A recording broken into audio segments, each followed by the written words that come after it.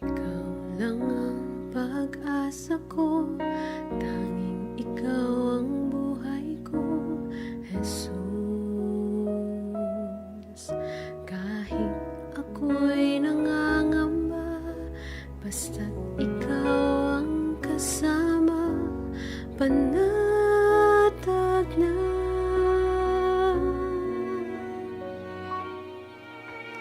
Ikaw lang ang sasambahin, paligid man ay magdilim, Jesus. Kahit may suliranin man, lagi kang aawitan, ikaw lamang.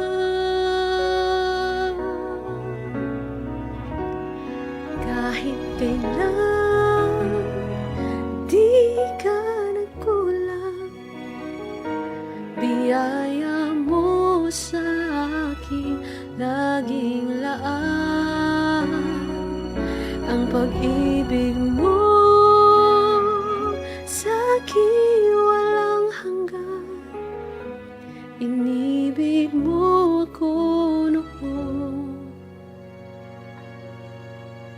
pa man.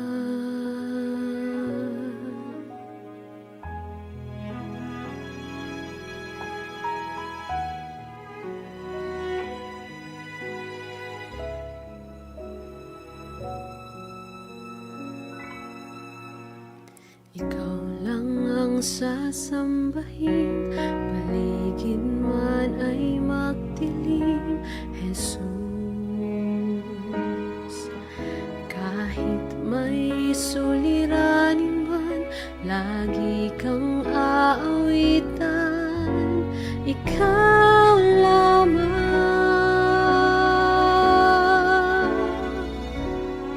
Kahit kailan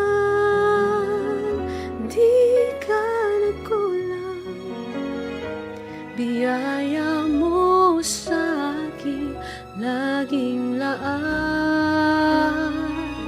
Ang pag-ibig mo sa akin walang hanggan, inibig mo ako noon pa man. Panginoon, dakila ka't tapat sa dalangin ko, ako'y inibig mo kahit ako ay ganito. Walang katapusan ang pagmamahal mo, walang pinipili ang puso mo.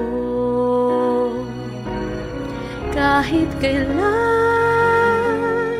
di ka nagkulang, biyaya mo sa akin laging laan. Ang pag-ibig mo sa akin walang hanggan, inibig mo ako noon pa man.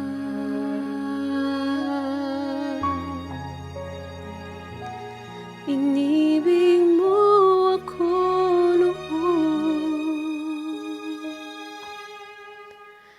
pa man.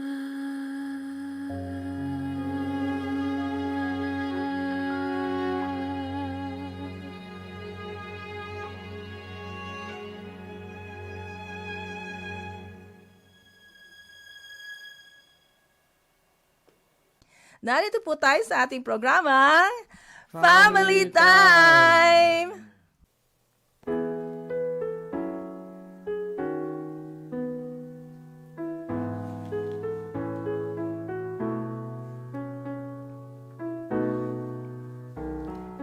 I can do all things through Christ who gives me strength.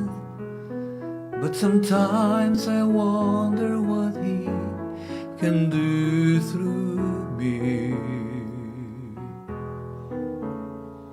No great success to show, no glory of my own. Yet in my weakness He is there to let me know. His strength is perfect when our strength is gone. He'll carry us when we can't carry on. Raising His power, the weak become strong. His strength is perfect. His strength is perfect.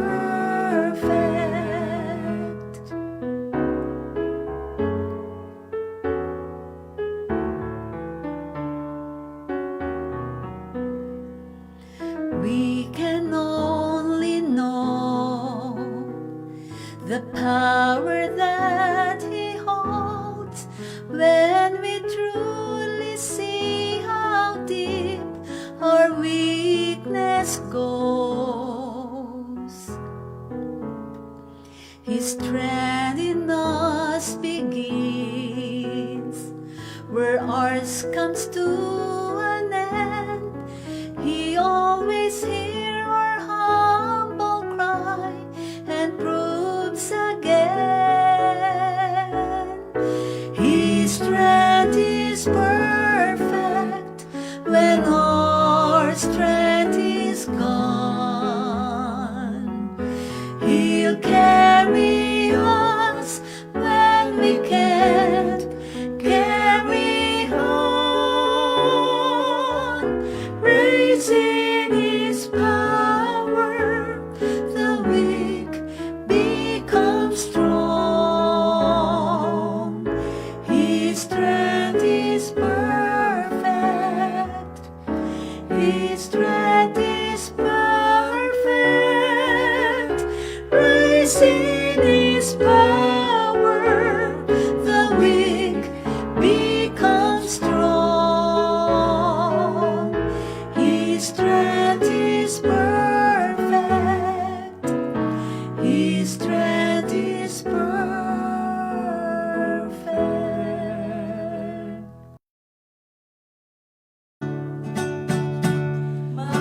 Maligayang bati sa iyong pagsilang. Maligayang, maligayang, maligayang bati. Maligayang bati sa iyong pagsilang. Maligayang, maligayang, maligayang bati.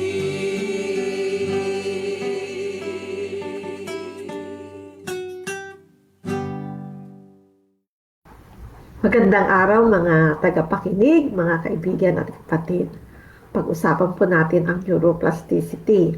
Ano po ba ito? Gusto kong simulan to sa isang talata mula sa Biblia. Sabi po sa Aklat ng Roma, Kabanata 12, talatang 1. At huwag kayong magsiayon sa sanlibutan ito, kundi mag-iba kayo sa pamagitan ng pagbabago ng inyong pag-iisip upang mapatunayan ninyo kung alin ang mabuti at kaaya-aya at lubos na kalooban ng Diyos. Pagbabago. Paano po nagbabago? Ito ba ay sa literal na ating kaisipan?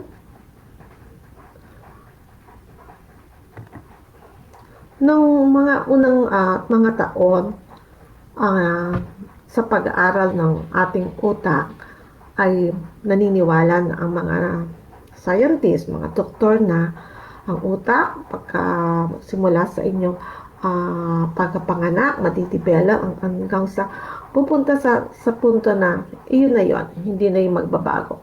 But then meron po tayong pag-aaral na yung tinatawag na neuroplasticity na ano po, ang atin daw pong utak ay may abilidad na makakuha ng mga impormasyon at ito po ay nagiging flexible, nagiging nakaka-adapt po sa throughout our life.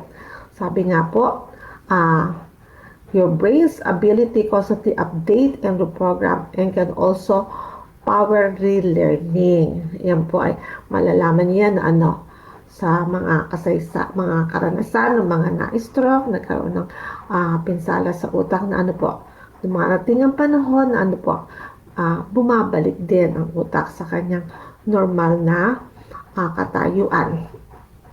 Sa neuroplasticity po, sabi nga ba dito, meron po itong ilang mga prinsipyo. Sabi nga, ang ating utak, ang ating kaalaman ay pwedeng mawala. Pwede naman pong mapagyaman. Sabi nga, use it and improve it. Gamitin natin po ito at ito po ay magbabago.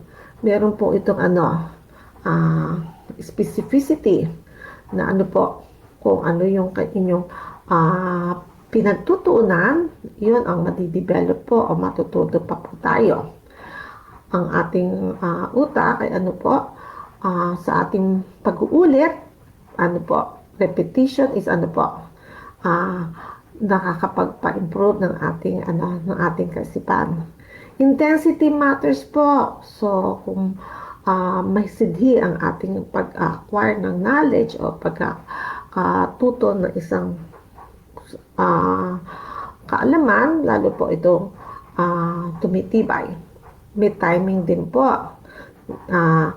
Ito ay, ang mga katangian po ito po naging karanasan sa klinika, sa mga nagkaroon ng pinsala sa utak at sa isang sa marami po mga pag-aaral.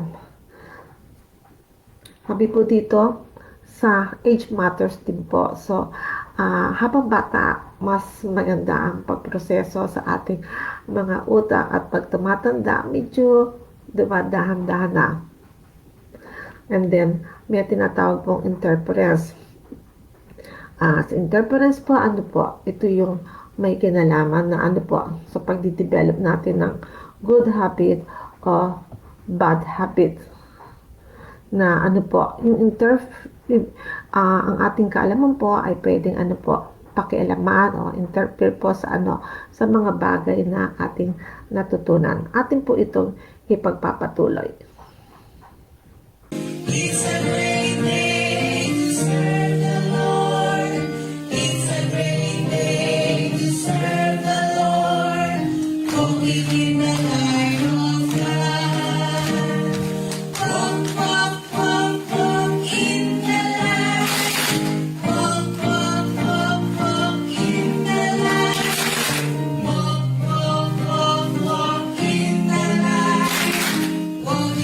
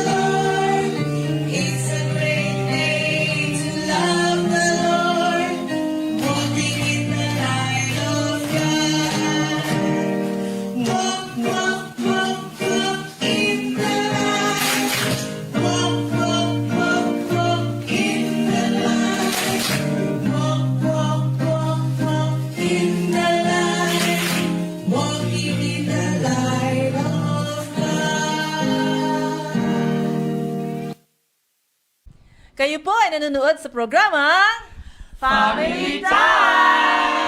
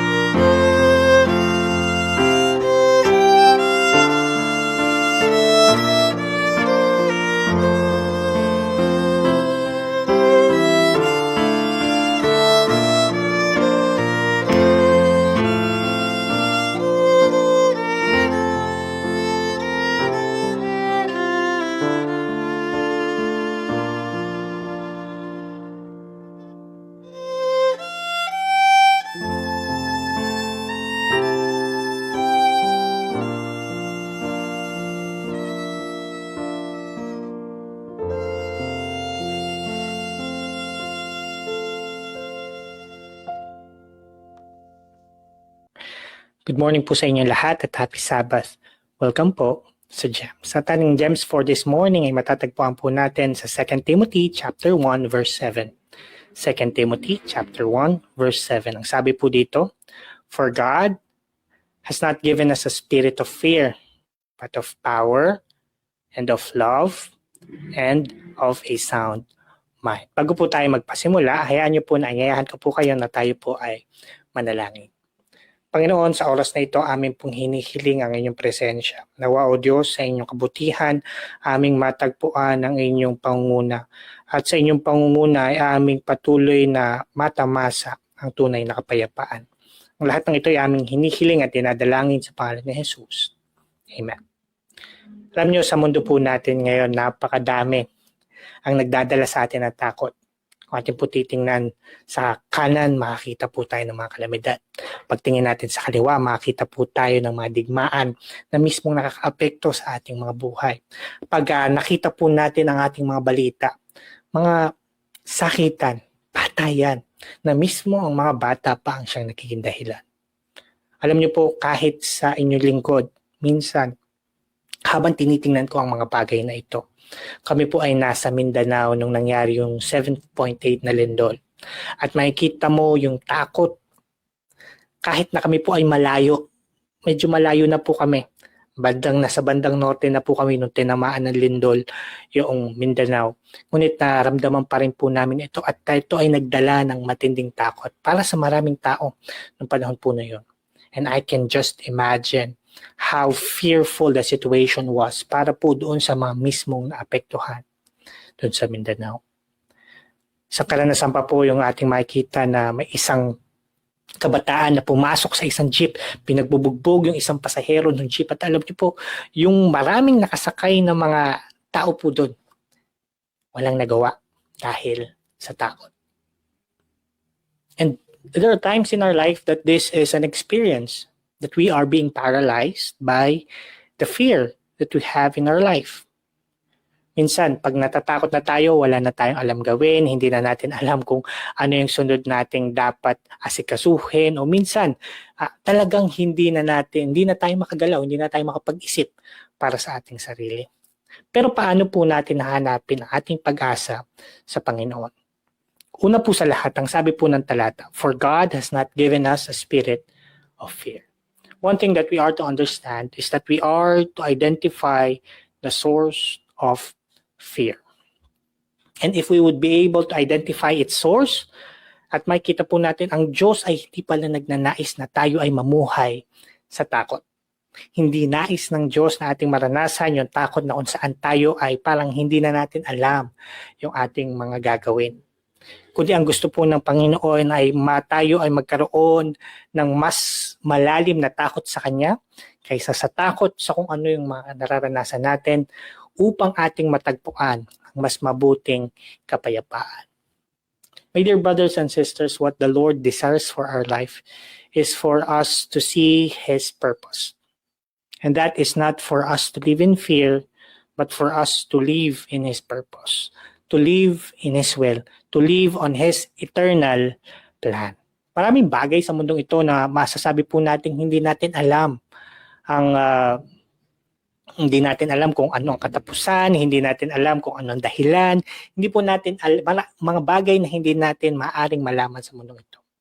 Pero kung ating pong babasahin ang banal na kasulatan, makikita natin ang purpose ng Panginoon sa buhay natin, na tayo ay mamuhay sa kapayapaan at sa takot sa Kanya, na bagaman sa mga pagsubok na maaari po nating pagdaanan, tayo ay makakasigurado na merong mas mabuting planong nakahanda na para sa atin ang Panginoon. And that starts in us understanding or identifying the source of fear. Pangalawa, yung matuto po tayong mag-rely sa Kanyang kapangyarihan at pag-ibig. Napakasarap mga kapatid na ating pagtanto o ating malaman, maintindihan na bagaman sa mga pagsubok na ating pinagdadaanan, mas higit na nakakalamang ang kapangyarihan at pag-ibig ng Diyos sa mga bagay na ito. Isa sa mga talata na ating pong maaalala ay walang anuman ang maaring maghiwalay sa atin sa pag-ibig ng Panginoon.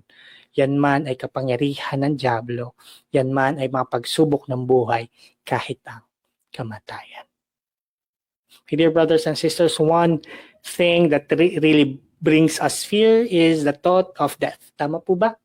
Parang anytime we can die or we can vanish from this world.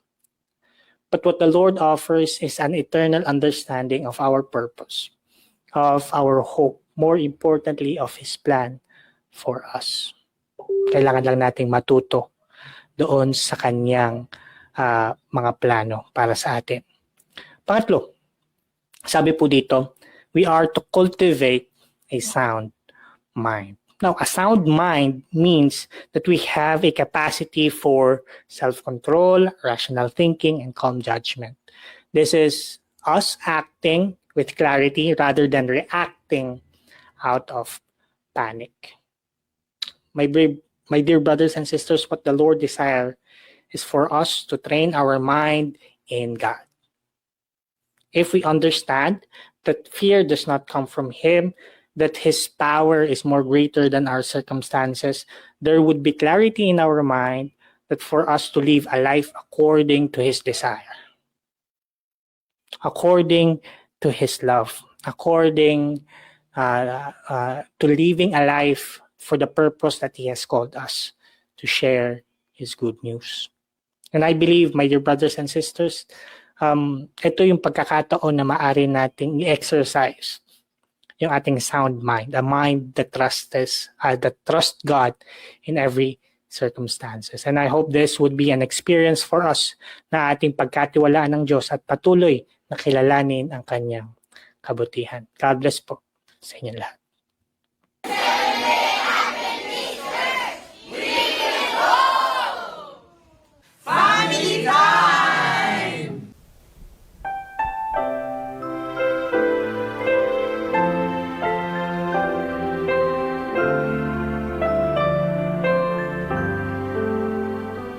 If the Savior stood beside me, would I do the things I do?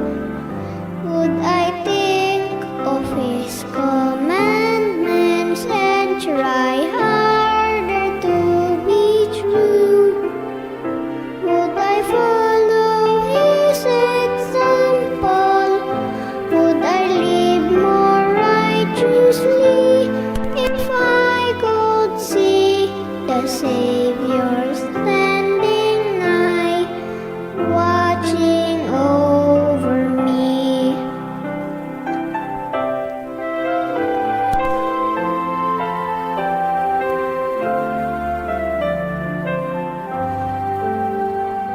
If the Savior stood beside me, would I say the things I say?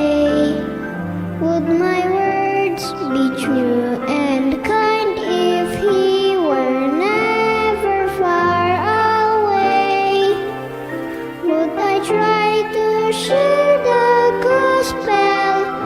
Would I speak more reverently if I could see the Savior standing nigh, watching over me?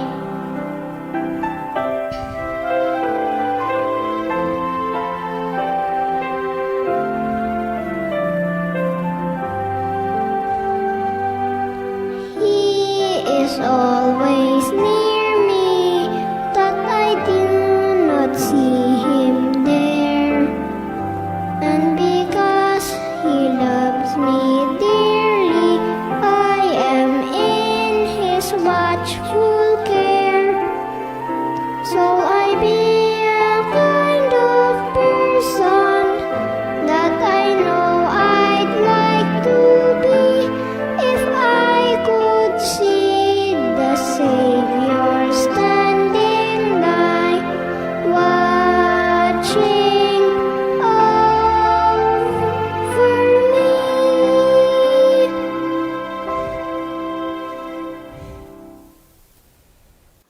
Nakaranas na ba kayong masaktan ng isang bagay na hindi naman talaga nangyari? Someone did not smile at you and you thought, galit yata siya sa akin. Nag-message ka sa GC at wala man lang nag-react, walang sumagot. Siguro ayaw nila sa akin. Someone tried to correct you at naramdaman mo, pinahiya ako. And before you knew it, you had already created a story in your mind. Ang malungkot po, mga kapatid, sometimes the story is not even true. At alam nyo ba, nangyayari ito sa ating mga bata. A classmate doesn't choose them for a group activity at naisip nila, nobody likes me. Hindi lang siya natawag ng kanyang teacher. Naramdaman niya, am I invisible? In the eyes of a child, assumptions can become reality if no one helps them see the truth. And honestly, kahit tayong mga adult, hindi tayo naiiba sa kanila. Sometimes in the church, wala lang nakabati sa atin. Baka masama ang loob niya sa akin. O hindi lang tayo napipili. Hindi nabibigyan ng pagkakataon. Hindi nila talaga ako gusto. May narinig akong usapan, saktong tumigil nung napadaan ako. Inisip mo, baka ako ang pinag-uusapan. Little by little, those thoughts steal our joy, our peace, and even our desire to serve God. But God's word remind us in 1 Corinthians 13:5, ang sabi doon, love thinks no evil. Love does not immediately assume the worst. Love chooses grace before assumption. At ang sabi ni Ellen White sa Volume 2 ng Mind, Character and Personality, do not gather together all the unhappy suppositions and dwell upon them, explaining this and that to be the cause of your difficulties. What a timely reminder, mga kapatid. Not every silence is rejection. Not every correction is an attack.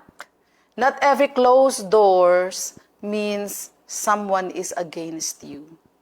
Mga magulang, mga leader ng iglesia, this is an important lesson to teach our children. Tulungan po natin sila na magtanong sa kanilang sarili, is this true? Or is this only the story I am telling myself? Because not every thought deserves to be believed. In the eyes of a child and even in the heart of adult like us, assumptions can become prisons. So before you conclude, before you become offended, before you give up on someone, pause and pray. And ask yourself this question, did they really say it? Or did I just tell myself they did? Because sometimes we're fighting people when the real battle is happening inside our minds.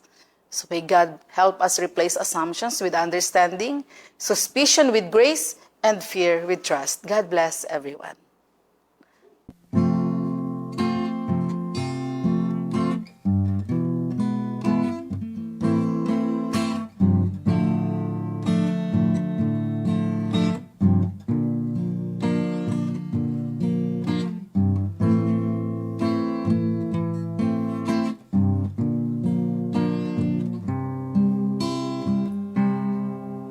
Pag-ibig ang siyang pumukaw sa ating puso't kaluluwa at siyang nagdulot sa ating buhay, liwanag sa dilim at pag-asa.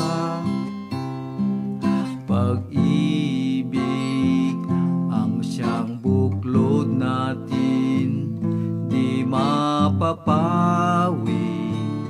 kailan paman. Sa puso't diwa tayo'y isa lamang, kahit na tayo magkawalay. Pagkat ang Diyos natin, Diyos ng pag-ibig, magmahalan tayo't magtulungan. At kung tayo'y bigo, ay huwag limutin na may Diyos tayong nagmamahal. Sikapin sa ating pagtungong ipamalita sa buong mundo, pag-ibig ng Diyos na siyang sumakop sa bawat pusong uhaw sa pagsuyo. Pagkat ang Diyos natin, Diyos ng pag-ibig, magmahalan tayo't magtulungan. At kung tayo'y bigo, ay huwag limutin na may Diyos tayong nagmamahal.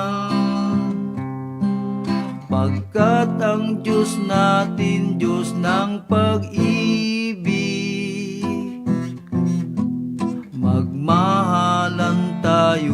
magtulungan.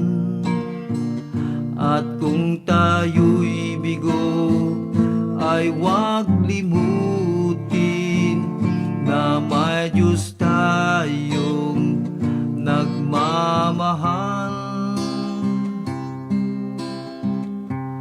Diyos ay pag-ibig, Diyos ay pag-ibig.